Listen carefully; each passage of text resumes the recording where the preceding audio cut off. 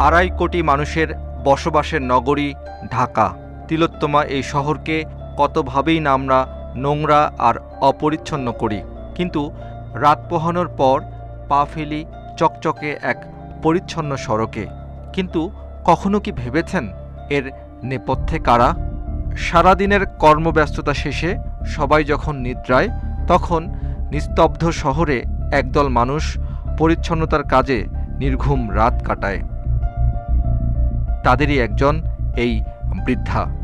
কয়েক যুগ ধরে এই পেশায় তিনি। বয়সের ভারে চলাফেরা করা কঠিন, তারপরও বেঁচে থাকা